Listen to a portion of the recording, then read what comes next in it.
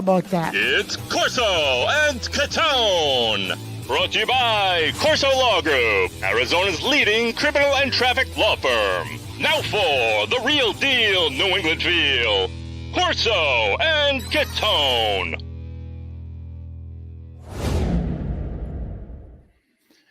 Happy Halloween and welcome into Corso and Catone, the real deal New England feel. Mark, I say happy Halloween. We're recording on Thursday. Yes. See how festive I got things over You here? got the pumpkin behind you. Look at you. Yeah. All right. Hey, see that? So, but Catone's here. Joe is here. You're with us on YouTube, listening on iHeartRadio, Apple Podcast, 790 The Score. And make sure you get on YouTube so you can see that cool pumpkin I got in the background. And comment on it on Heated Hotline, 855-313-PATS, P-A-T-S, message line 24/7, or send us an email on our mailbag, corso.catone@gmail.com. And when you're on YouTube, hey, make sure you put in a comment there. There's been some good ones, and we always respond to those. Got a good one today. We got Heated Hotline. Joe tells us we're going to get fired up over this Heated Hotline, so stay tuned for that. That's right off the top. And then in Weekly Rewind, I'm going to go back. Look at the Jets win, Mark. Going to look at that. Oh, what a big win that was. The New Go York back Jets. in the week. Joe was at the game. He'll tell us all about it. And, of course, stick around. Who knows? It's Halloween, so who the hell knows what what Catone's comments is going to look like today. And, of course, B's and C's. Gentlemen, happy Halloween. Happy Halloween. Happy Halloween. I'm not in a good mood today, by the way. Well, you shouldn't be. Neither, I'm not. Yankees I'm lost. mad. That's because everybody. Nah, you know what? And I'm sure we're going to talk about it today and get your thoughts on that. And everybody keeps eating the candy in the house. It's for the kids. Yeah. It's for the kids, and they keep eating this candy. Joe, the only problem is he hasn't had anybody come to the house in 5 years. So I don't know who he really bought the candy for. I think he buys it for himself. He pretends it's for the kids, Joe. This will be the year. This will be the year. And if I don't get it, then I'm going to get caught with my pants down. Hey. All right. Not only will I not have candy, I'll get arrested. So, what am I going to do? Start handing out Scotch tape and granola bars? I'll egg my house. Scotch tape and granola bars. You have a problem. Well, listen, we're going to hear from one of you in the nation in Heated Hotline. Joe, let's have it.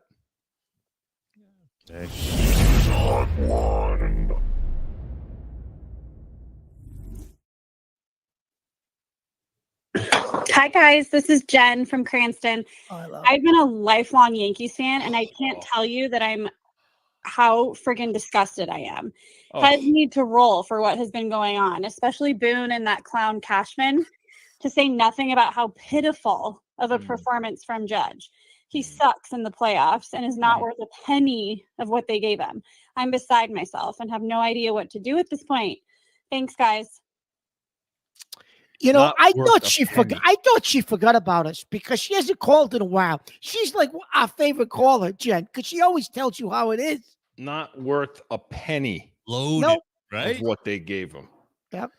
Jen, listen, this is why he didn't want to tell us what this was going to be, right? Because all right, Mark, let's talk about it. They lose the World Series, obviously. So they lose in 5. Yeah, obviously, right? So break this thing down. What the hell happened? Because I got a few things to say too. Chris, so what we were afraid was going to happen in the playoffs, it took a while to rear its ugly head, right? Judge struggled most of the playoffs, but he got a couple hits against Cleveland. He struggles. Other than even Soto, they kind of pitched around him, walked him. He didn't get any big hits. Stanton did. A lot of the guys, Chris, struggled. Starting pitching was okay, but not clean baseball, terrible base running, terrible defense, terrible managerial decisions. He's not a tactician, and that came out again that he's not a tactician. When he has to be, he pushes all the wrong buttons. I'm talking about Boone, okay? So what you were afraid of, Chris, was going to happen in the playoffs, We made it to the World Series. It didn't happen, but it happened in the playoff, in the World Series. It reared its ugly head. Everything you talked about, you said, Mark, they're not going to win it, and this is why. And it shows up in the World Series. I hated more than anything. I hated being right on this. Yeah, because you were, though. You were definitely right. That fifth inning. Listen, okay, Jen, we agree with you. And I said that back when they were going to give him, what did he give him? $300 million, whatever the hell it was. Whatever it is, they gave him a big contract. And we're talking about Judge, of course. Judge, yeah. You thought I was nuts. I said I don't want to give him that money because he sucks in the playoffs. Every damn time he gets there, he lays an egg, and this was no exception. And my God, I don't know what the hell's the matter with him. I don't get it. But this is a problem twofold now. Not only does he stink in the playoffs. Okay, but is Soto going to want to come here? And you know what? We're not the only ones. Okay, Jen is not the only one. Okay, and we're not the only ones who think this guy's going to have a problem in New York. We got Joe. We got that audio on Stephen A. Smith. Tell you what pundits like myself do. Okay, what we do is this: whoever you are, regularly, is what we look at to define what you are when it really, really counts. What I mean by that is this. If you have been smacking 57 home runs throughout the regular season, okay, and you're the monster, but then the bright lights of the postseason show up, and you're nowhere to be found. Nowhere. It's called choking to us. Now, I'm not going to use that word with this man. He's such a nice guy. This is one of the most atrocious performances we've seen from a baseball player, from a hitter in postseason history. 0-83, not even batting 100, 1 for 12, 7 strikeouts. And oh, by the way, this ain't the first postseason he has done this. I think his career, correct me if I'm wrong, Jessica, isn't it like 122 what his batting average is in like multiple postseasons? Yeah. He is so lucky that the late, great George Steinbrenner, the former owner of the New York Yankees, is not alive. Because could you imagine what George Steinbrenner would be saying about him to the media, on camera, in the tabloids, and everything else in between? He wouldn't stop because you have to show up and produce when it counts most. New York is a rough town, but it can also be very forgiving. New Yorkers are not going to let this go. No, they're not, Mark. And that was cost with Stephen A. Smith this week. And that was before Game 5. Yeah, right? So Judge hits the home run in Game 5. Okay, I get it. All right, good. He hits a home run. But Chris, Judge should have been putting up the stats that Freeman put up for the Dodgers. He ties the record for RBIs in a World Series. He's got 4 home runs. He produced again last night. That's what Judge is supposed to do. What Freeman did, Freeman is on an ankle that he needed 4 hours of treatment every day to even get on the goddamn field, and he out-hit Judge? Really? Yeah. Freeman? It's ridiculous. I'm so pissed. I'm calm. I'm so pissed. I'm calm.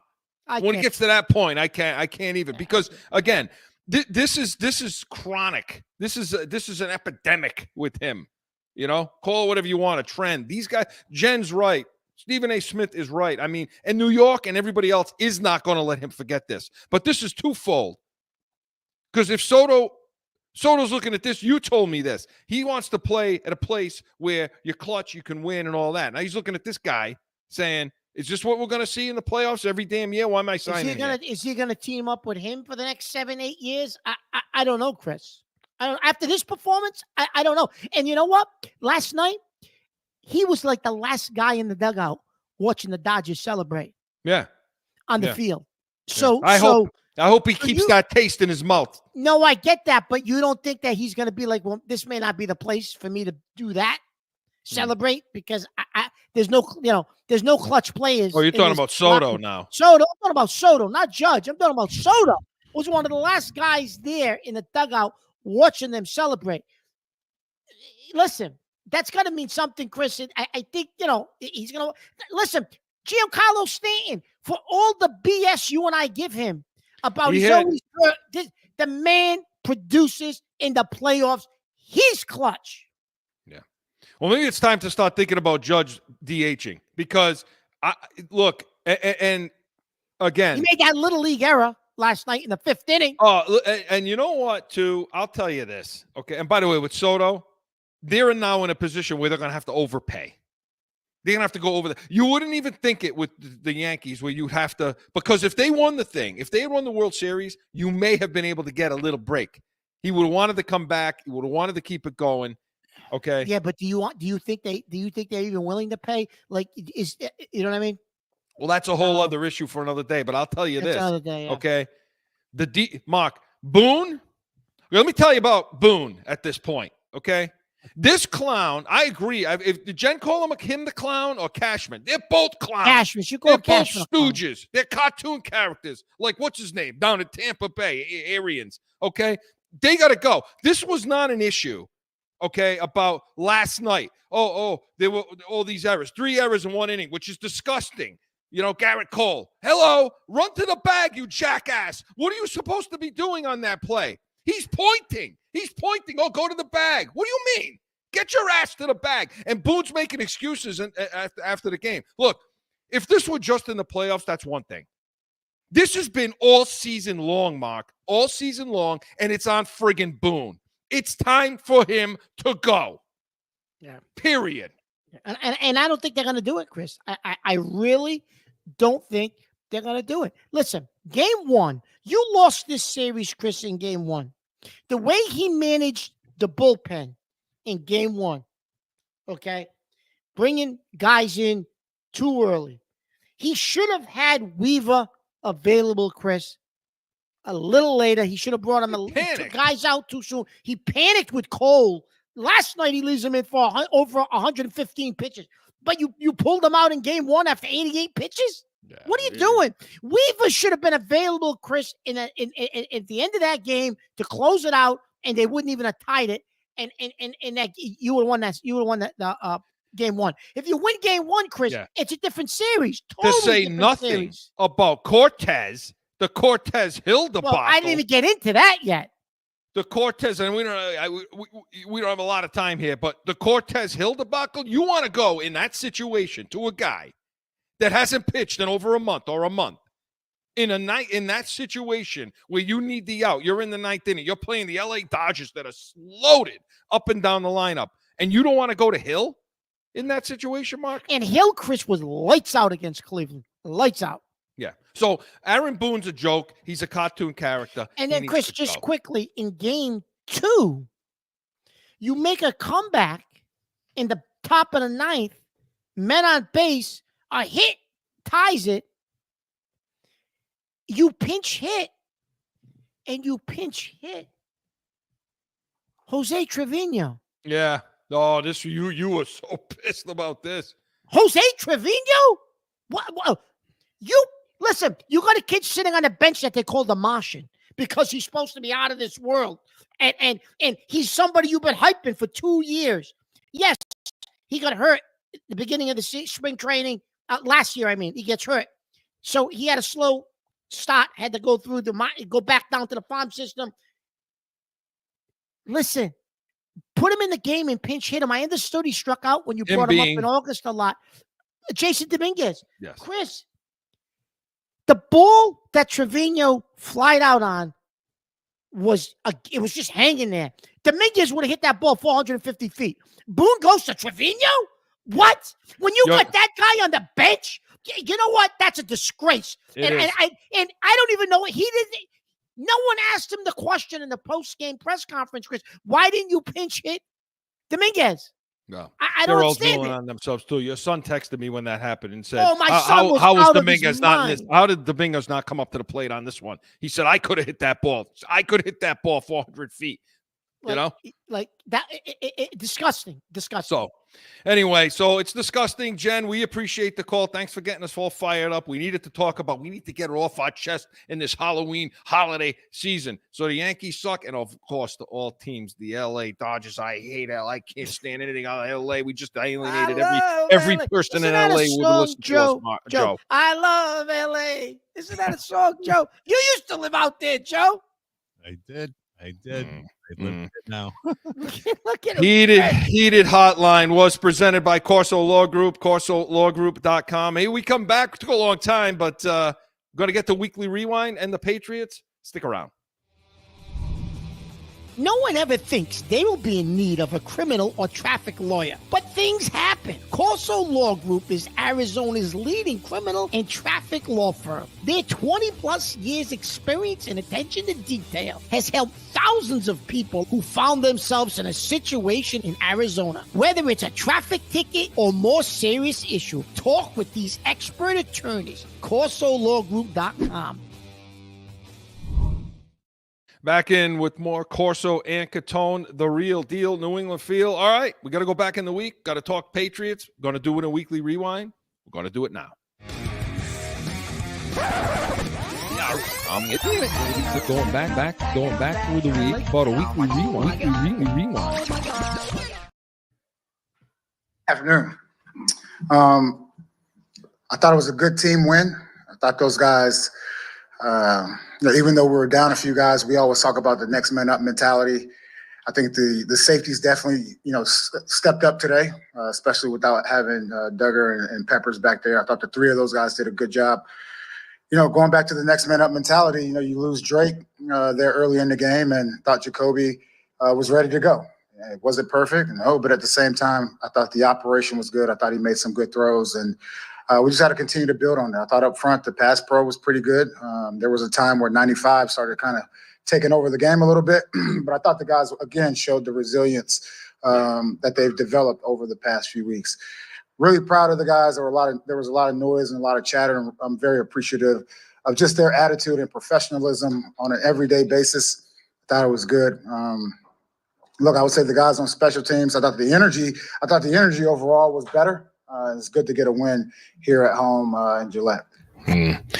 That, of course, was Gerard Mayo after the Patriots beat the Jets at home 25-22 last week. Joe, you were at that game. I was. What were your impressions? Wonderful weather, wonderful day.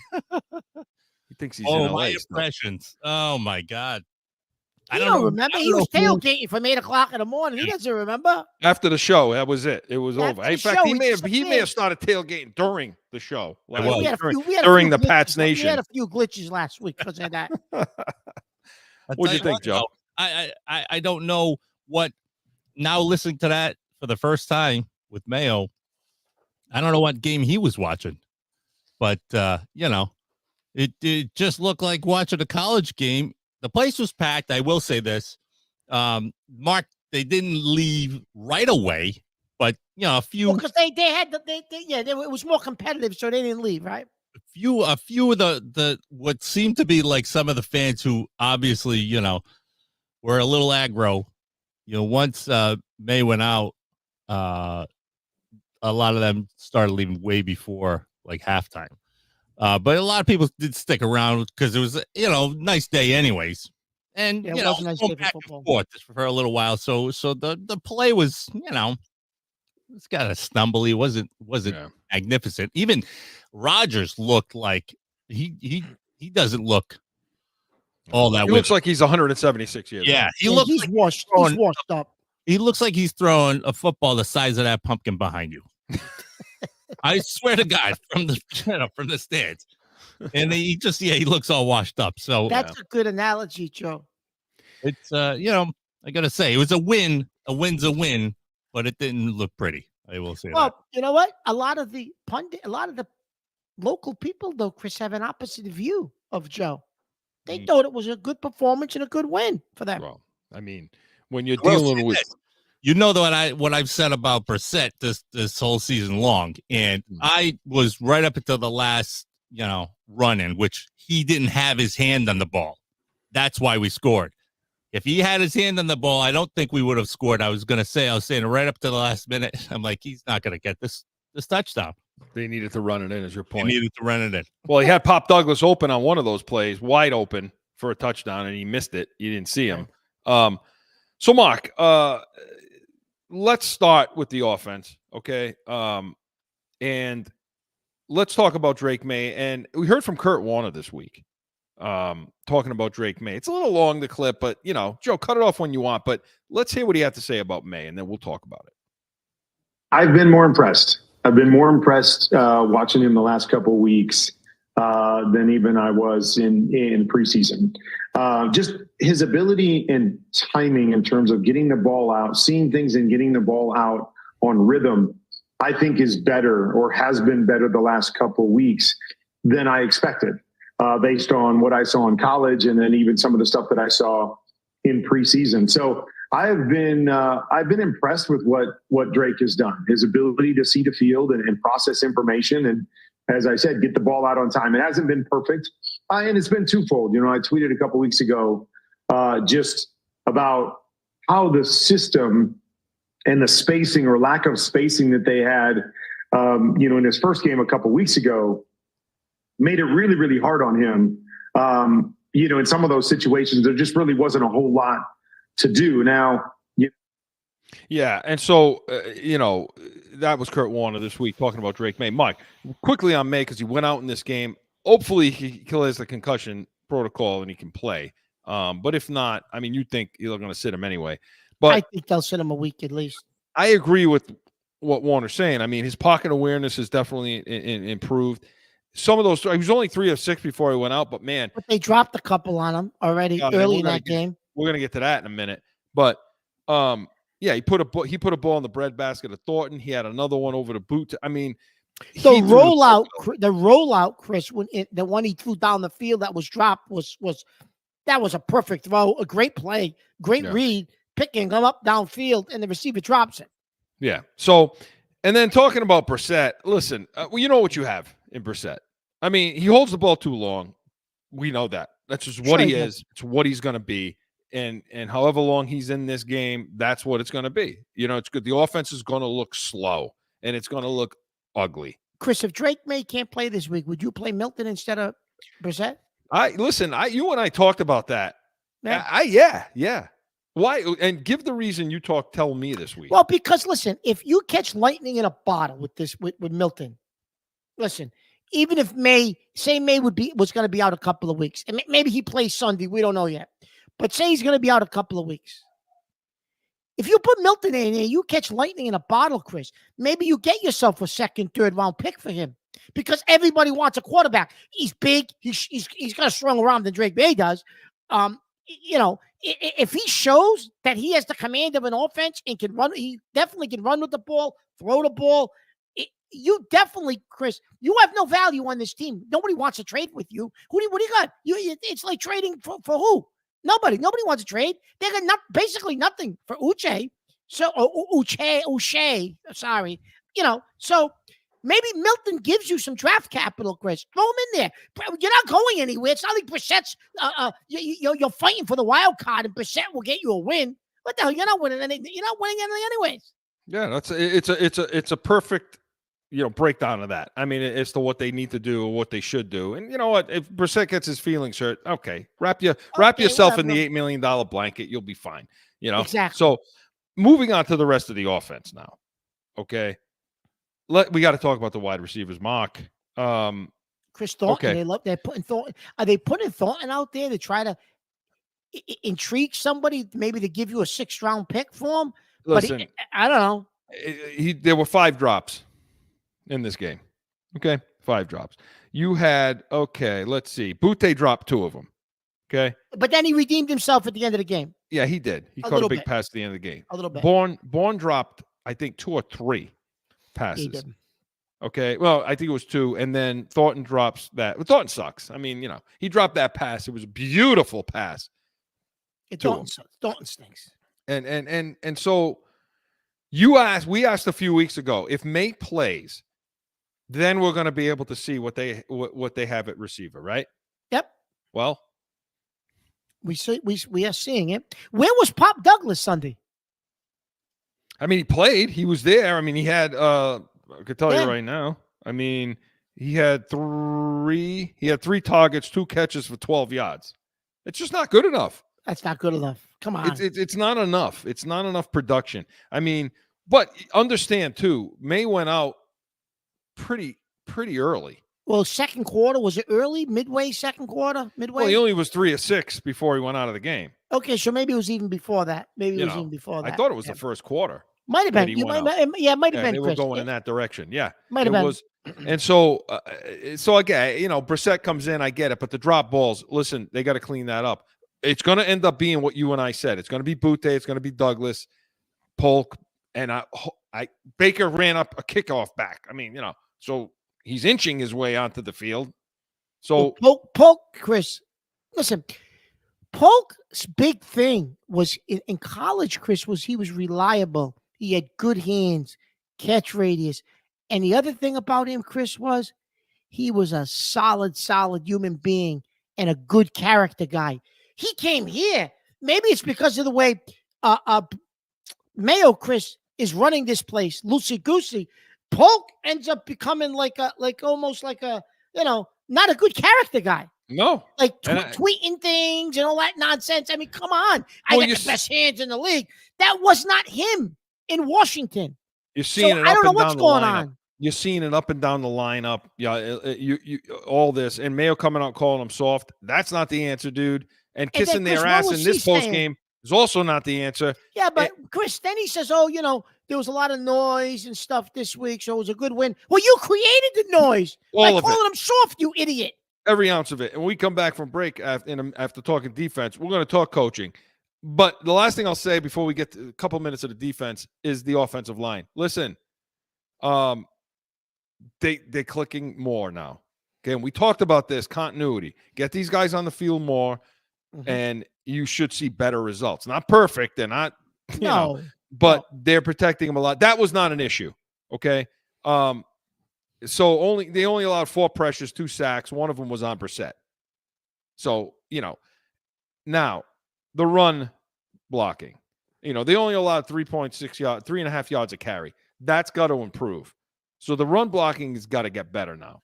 But overall, I don't think that's the biggest issue, believe it or not, on this offense right now. Catch the friggin' ball, right?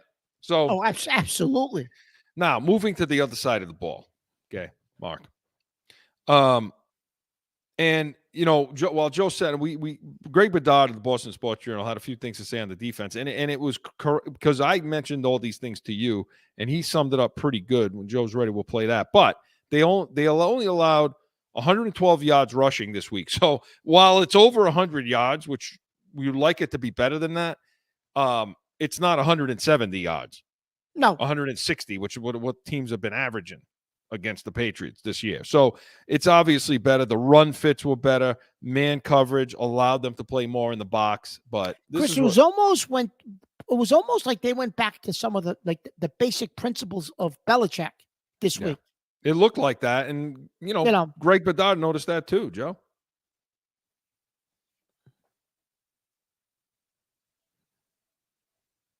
Is he trick-or-treating right now? He's eating candy. Can't talk. Can't work. Well, while he's setting that up, okay. Yes. there he is. Defensively, yes. This is what I expected out of them. And they didn't even have Daniel Ekuwale. They didn't have Kyle Duggar. May have been better. They found a way to play a lot more competitive on defense. And Devon Godchow said after the game, it was really they just went back to basics and the stuff that they've been doing around here for years and worked for them for years, no matter what the personnel was.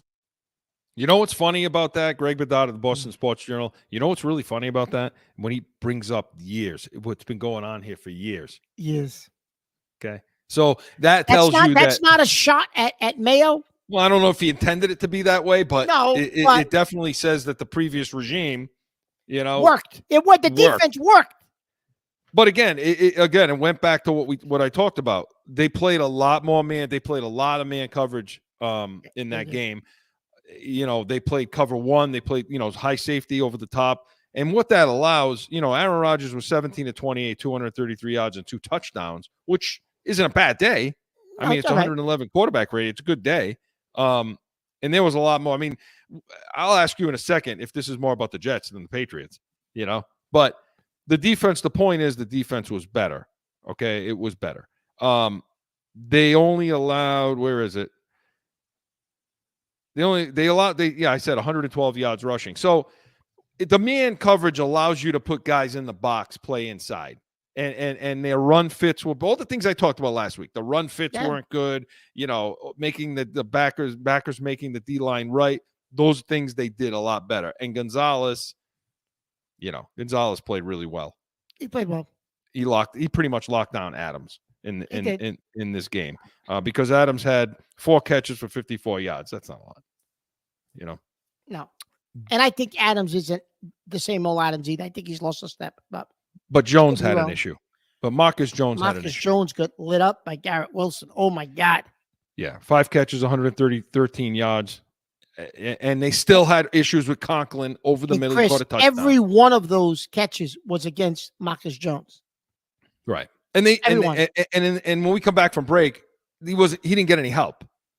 No. He didn't get any help all day. And so when we grade out something to talk about with coaching. When we grade out the coaching here coming back, we'll talk more about that. But the middle of the field still an issue. Tavai still, I don't care how much better they play. Tavai, you got to get these are special teams. These linebackers are special teams players. Period. Yeah, that's it. And that's what you have in the middle of the field. But Mapu was better, but Conklin still had a TD. He still had a touchdown in this game. He did. So in the middle of the field, they played better. But I think it was more about the Jets. Yeah. The Jets pissed on their leg, Mark. So the Jets the Jets scored 20-plus points, committed 0 turnovers, held their opponent under 250 yards of offense. Okay? I'll repeat that. They scored over 20 points, committed 0 turnovers, and held their opponent under 250 yards of offense. From 1940, Chris, until Sunday, teams that did that, listen to this, teams that did that were 756 and 0. Until when all 3 of those metrics are in place. So who was Sunday more about? The Jets. It was about the Jets. And by the way, 756 and 0. Yeah, that's ridiculous. And by the way, we still allowed 336 yards of total offense. It's a lot of yards. And by the way, the last thing I'm going to say about the defense, and we'll go to break, is this. You got a 1-point lead, right? With 4 minutes left to go. They can't get off the field. Yeah. They can't get off the field. No, the defense couldn't get off the field. You are right, Chris. When they needed to, they couldn't get off the field. You're right. So that pisses you off right there. Okay. Well, when we come back, we're going to talk coaching. But this portion of Weekly Rewind was presented by the Pats Nation. Sundays, 8 to 9 a.m. Eastern. Hey, we're the first pregame show for the Patriots. And tomorrow when they take on the Titans in Tennessee, you can hear us first at 8 a.m. But we come back, more Weekly Rewind, no flipping. Sundays are for football. And here in New England, that means it's the Pats Nation with Corso and Catone. You have the worst wide receiver room in the National Football League. This is why the Patriots need us in the draft room. Let's see what the Pats Nation thinks about that, Mark. Starting June 30th, Sundays, 8 to 9 a.m. on 790 The Score. Back in with more Corso and Catone, the real deal New England feel. All right, Mark, continuing on with this Jets game, we're going to talk coaching a little bit now. So,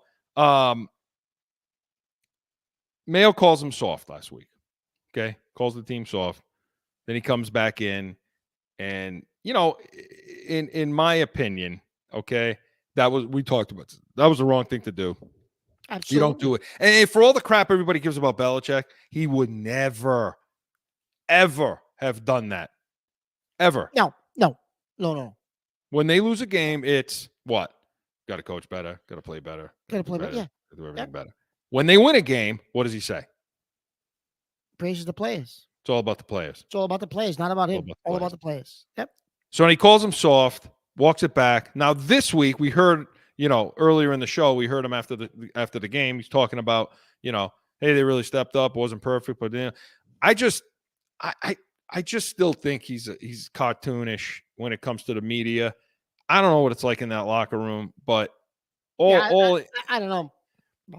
All indications point to the fact that just the way these guys are behaving, that he really doesn't have a lot of control of what's going on there.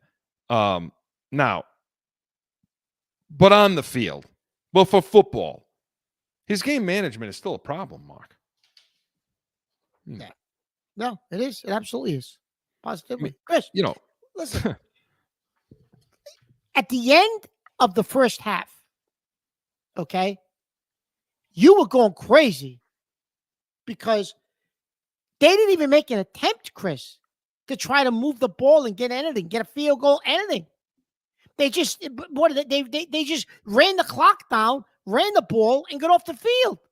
Or did they have to punt with like 40 seconds left? It's so bad. I forget. Did they have to punt? I forget. No, they ran. Or I did they think go they to the ran locker it room? out. I think they went They to ran the it out. locker room. But Chris, they had plenty of time. They had timeouts left. They had plenty of time to try to go get a field goal. And this has been almost every game before the half. I talk about, what do I talk about a lot before an end of in third You quarter? talk about the middle eight, the middle what? The middle six and eight. Yeah, 6 and 8, right? You got to win the last 3 to 4 minutes of the first half, and you got to win the first 3 to 4 minutes of the second half. Yeah. You do that, you're going to win this game 78% of the time. And the Patriots on the Belichick with Brady won that more than anybody else. They would win that middle eight. That's where you hear it. Yeah. You would hear it from, I never heard it from any other coach. I utilize it, but I never heard it from any other coach before him. Before him, yeah. Win that middle eight. And he consistently loses it because they wet themselves at the end with game situations. They don't know what to do. The game seems to move too fast. And it's just par for the course, Mark, on everything else that's happened with this team is the offseason moved too fast for them. Free agency moved too fast for them. They were behind. The draft moved too fast for them. They were behind in getting a tackle. Okay. Training camp moved a little too fast. Again, and it just continues for this coaching staff. So, Chris, the training camp, when they did the scrimmage with the Eagles, the fluidity of what was going on the two practice fields, what the one the Patriots was running and the one Philly was running, they were like doubling what was happening, the number of plays. The reps. Yeah, you talked about that. It was like 2-3 to 1. No, and then after they win the first game against Cincinnati, everyone says, well, he had a good training camp. He prepared them. They were physical. They had pads on more than anybody else and all this nonsense. Okay, yeah, right, whatever. But why? Because they beat Cincinnati? I remember I told those comments, though. That game was more about, I'll walk those back. And that game was more about Cincinnati. Joe. I did say that it was more about Cincinnati than the Patriots. Yeah. Because we did both say that that's not sustainable. What they Mark, did. Listen, they have 2 runs and a punt. It's just so you talk about soft. You want to talk about soft. You're gonna call the team soft. You better call yourself soft because that nonsense before that. What do you got to listen? You're 1-6. You're 1-6. Now I understand. I'm going against my own argument a little bit because I tell you, you don't coach a game for your record as it relates to your record. You coach a game in the game. Every game is its own season, and you play that game to win, and you play it properly.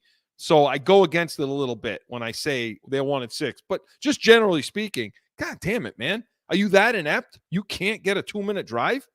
They had like 1:51 on the clock. Yeah, it was bad. But you're right, Chris. That's not the first time that's happened. That's every week. Well, I don't know. With Drake May, maybe it's a little different, Chris. But the weeks that Brissett has played, whenever he's been in the lineup, and maybe it's a Brissett thing, but that is what they do at the end of a half if they get the ball, Chris. Yeah. So, well, May had gotten hurt. He said May had gotten hurt. We wanted to regain our composure. No. You don't need. You should be ready. He gets in the post game and says, "Next man up." We got a next man up mentality. Well, if you got a friggin' next man up mentality, then you should be ready to go. You should be ready to go as a coaching staff. You need to gather yourself. Go gather yourself in Tampa somewhere. Go gather yourself in Florida on a boat. Get away from me. Anyway, Alex Van Pelt, Mark, better. Well, no, Chris. And the game was much better. And the game was better. And the game situation was better. Yes, it was. He handled himself better. But I would say, Chris, up until then, once Brissett went in the game, I think it was a lot of the same of what we saw with Brissett last time. I I just think the Jets are just such a bad team, Chris. I don't think people realize the Jets are making the playoffs. The Jets may not win more than 2 more games all year. But, the Jets can still go on the run. The Jets are never going on the run. That team is a bad, bad football team. Let me tell you something. Yeah. So, I mean, so Ben Peltz, Chris, I'll give him this credit too. When May was in there, it did seem like they were opening up a little bit more this week. I mean, Thornton misses that pass. If guys had caught the ball, Chris, it looked like this was a game where New England might have been able to score like 30 points. Yeah. But then he gets hurt. Yeah. I mean, the only thing, again, end of the game situation was pretty good. I would have done a little something different with the timeouts, personally. I would have wanted to end this game with the ball. I would have, instead of taking the timeout, I thought they took it too soon. We're either going to win it here or the game, we're going to lose the game. But, that's nitpicking. And then just real quick, Covington, listen, it was better. He played a lot of man, but that's masking your inability to coach. The fact that you just went to man coverage and cover 1 and allowed you guys to be back in the box, like I said, that's not really scheme. That's not really coaching it up better. That's just playing percentages at that point. So I still need to see more. And I still go back to this fact, and I said this to you during the game Sunday. So, yes, the Jets were balanced. I think they drew the ball 28 times. They might have ran the ball 29 times, whatever. They had a balanced offense. However, the Patriots can't stop the run. What? So because you got to kiss Rodgers' ass, you got to balance out the offense. They had Breece Hall. They should have ran the ball 40 times and make New England stop the run. You got a running back that could rush the ball. So that, I think the Jets strategically kind of played right into what New England wanted. Well, balance it out 28-28. We can't stop the run, so let the old decrepit quarterback throw the ball. Well, they saw man coverage. They saw cover 1, and they said, we got a better quarterback. We're going to throw the ball. We got two great receivers. We got a pretty good tight end. We're going to throw the ball. And that was their idea. But, again, it was better. They won the game. I know we sound like they lost the game, but you got to look deeper in like we're doing. We got to look deeper in like we're doing. But Chris, I'm aggravated because everybody's thinking like they play, like maybe they're turning a corner. Like, listen, they beat a bad football team. Okay, yes. Did the Patriots look a little better than they had the previous couple of weeks? They did. But they played a team that's they're horrible. The Jets are terrible. They played who? The Little Sisters of the Ball. There it is, Joe. There it is. Had a buddy who's a notorious Jets fan, longtime Jets fan. The quote was, I said, what do you think of this game? He said, man, the Jets always find a way to lose. Jets are the Jets. Jets are the Jets. So with the Jets ambassador, the owner, the ambassador. There you go. So Weekly Rewind was presented. Joe, who the hell are we presenting by here? Corso Law Group. Weekly Rewind was presented by Corso Law Group, Arizona's leading criminal and traffic law firm. I should remember that. CorsoLawGroup.com. Allow us to be your voice. When we come back, buckle up. It's Halloween, so who knows? Catone's Comments is next. No one ever thinks they'll be in need of a criminal or traffic lawyer, but things happen. Whether it's a traffic ticket or more serious issue, go to CorsoLawGroup.com and talk with these expert attorneys. Time for Catone's Comments! So it's Halloween. And we all know it's Halloween. Chris is, if you're watching us on YouTube, if you're on 790, get on YouTube and look, because he's got the pumpkin, this giant pumpkin. It's bigger than his head. He's got this giant pumpkin in the background. So we know it's Halloween. However, I want Joe, at the end of this, I want Joe and Chris to share a couple of their favorite Halloween stories from when they were younger. But so it's Halloween. Who do you think they sent to the store to buy candy? Oh my God. Of course they Here we sent go. me. Why would you send me to go buy the Halloween candy? I have no idea. Anyways, I'm in the store. I thought it was Christmas. I'll say Christmas. I thought it was the holiday season. I said, what the hell is this? They got Christmas trees out. They've got wreaths. They got lights. They got all this stuff. I said, it's October. Well, I'm confused. What they got Christmas cookies. They got not even Thanksgiving. They jumped. They jumped right to. I was waiting to see Valentine's hots somewhere in the store. Is it Valentine's Day? So this is crazy. They had pumpkin spice coffee out in August. It was the end of August. Pumpkin is here. Pumpkin is here. It's 90 degrees out. It's pumpkin season in August. The commercialization of these events is so out of control that it's beyond. I'm walking in a store and that's what's hitting me in the face. All I want is candy, some candy. Now, the candy for Halloween. I put my hands up. I got robbed. I put my hands up. It was an armed robbery. I said to the cashier, I said, my hands are up. My hands are up. Don't shoot. Do you know how much I paid for the candy? Oh, my God. I couldn't believe it. I got home. I said to my wife, what happened to the 30-cent Mary Janes? Oh, my God. Right? No more. They don't sell no more Mary Janes or the little squirrels you could get. Right? For 20 cents. I don't know. What? I've never seen the prices of candy. I said, oh, now, usually it's not that much, but you got to jack the price up because it's Halloween, and you got to stick it to the consumer. You got to hold me up without a gun. I got held up without a gun in that store. I come home, and I said to my wife, listen, I'm all done. Don't send me back to any more. No more Halloween. I'm not buying candy. I said, you go buy. And don't even tempt me to go to a store during Thanksgiving. I don't want to go. I don't want to buy anything. I ain't buying a thing. You take care of all that stuff. I'm done. I can't go to any more of these places. I can't do it. It's insanity. But the fact that it's already the holidays, that they've jumped all the way to Christmas is craziness. It's absolute craziness. Now, guys, it is Halloween. I know Chris is going to respond to what I said because he's always going to respond. But then I want him to tell us a little bit about some of his craziness from when Halloween. How old are you again? Why? I thought, Joe, I figured he was going over to the treasure chest over there and getting the penny candy. And for those of you from Rhode Island, especially in where we are from, North Providence area, you know the treasure chest, that place with the penny candy. He's talking about squirrels and Mary Janes and what the hell are you talking about? I used to like those pops. Remember those? Like it looked like a triangle. Like it was an Astro Pop. Astro Pop.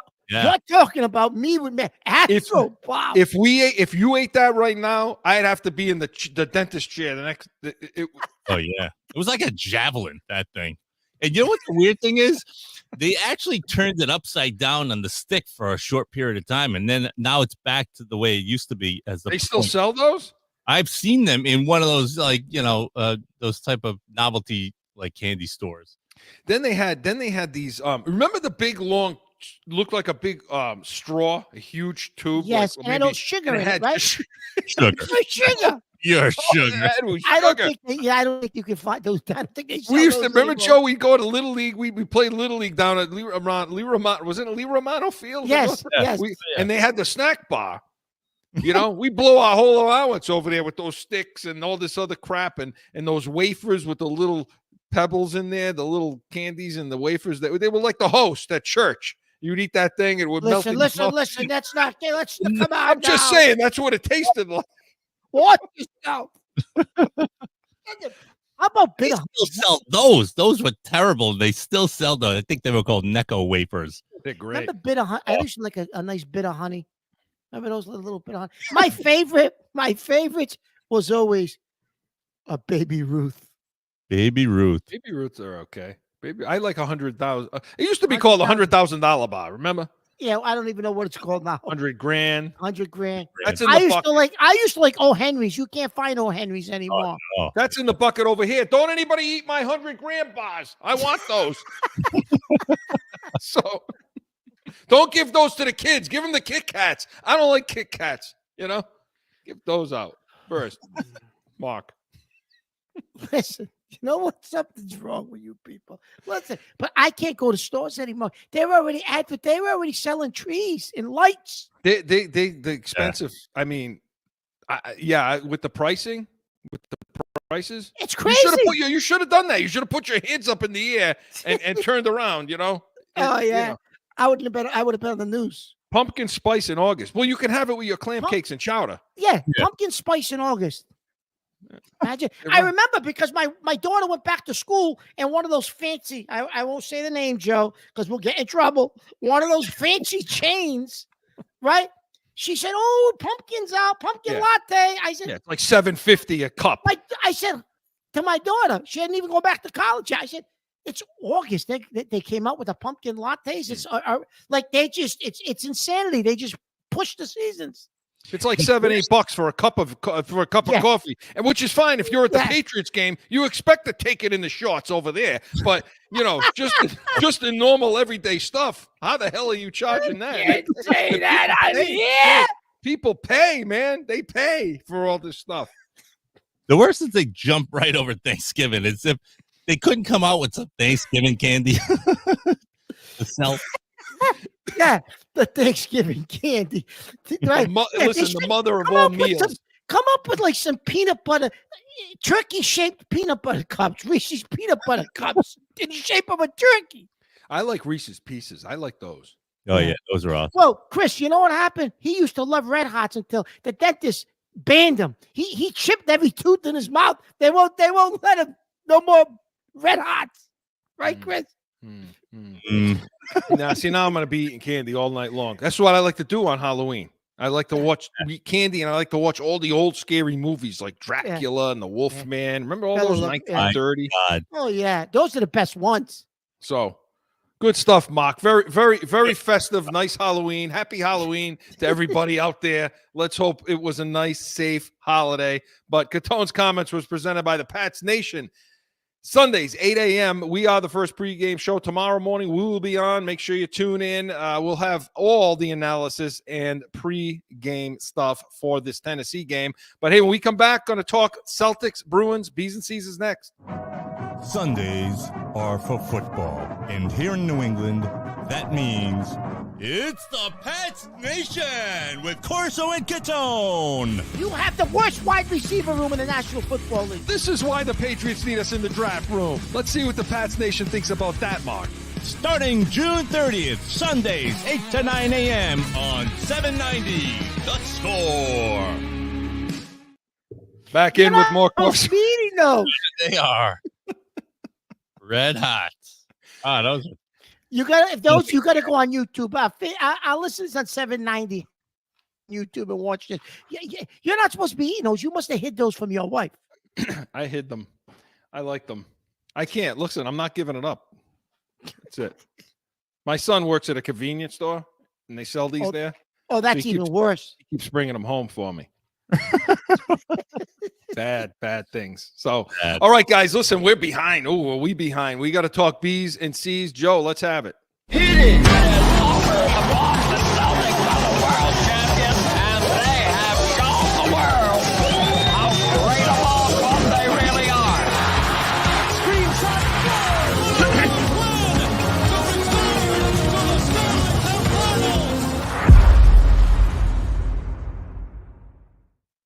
I'll tell you what, I could talk candy though all night. Yeah. Yeah. Okay. So let's talk a little Celtics first. I mean, if we have time, we'll get to the Bruins, but they stink. Yeah, and they don't deserve our time right now. They're losing again tonight. They're losing again. Montgomery's. I'll give it all to you in 10 seconds. Montgomery's on the hot seat. They got shut out by the two worst teams in hockey, Nashville and Philly. They only had 3 shots on net. They had 4 power plays, including a 5-on-3, and they got the egg. They got nothing.